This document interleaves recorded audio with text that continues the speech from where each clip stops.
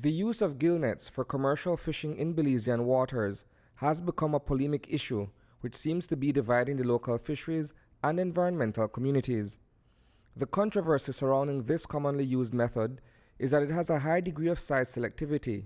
In other words, the bigger the fish or marine species, the more likely it is to become entangled in the mesh. Gill nets are also indiscriminate in their bycatch of non-target species.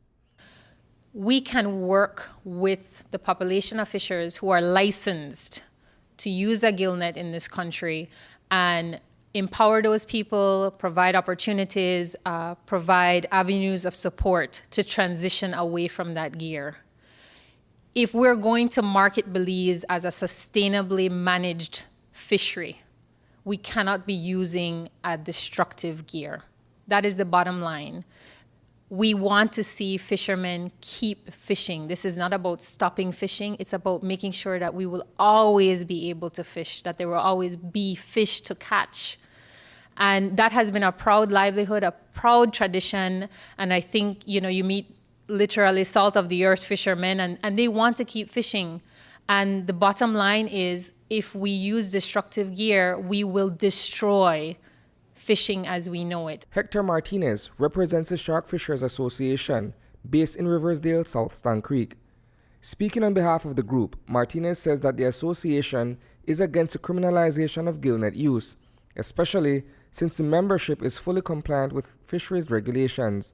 We don't want to ban gill net because if we see that if it used properly, according to how fishers want you to use it, it does no harm to the reef. There's laws on gill net. There's places you cannot throw a gill net, and there's places you can. There's a limit on how much gill nets you can have in your boat. There's a limit on the mesh size. There's a limit on everything. In a release issued by Oceana on Monday, a request has been made for Fisheries Administrator Beverly Wade to provide public access to information on all licensed gill netters. While we have not received a formal response from Wade, News 5 is made to understand that a task force has been put together to look at the issue objectively. The task force that was set up in February, the mandate of that task force talks about reducing the harmful effects of gill nets. That affirms that this gear has harmful impacts. And I think there's a real opportunity to address that once and for all and to make sure that we're not talking about reducing, that we're talking about removing all destructive impacts to fishing. It's too important to too many people to do anything less. Now, there's a particular group of fishermen, the Shark Fishers Association, who feel as though any move or any advocacy to do away with the use of gill net directly threatens their livelihood. As a matter of fact, they're saying that they use gill nets to fish for sharks, should I say.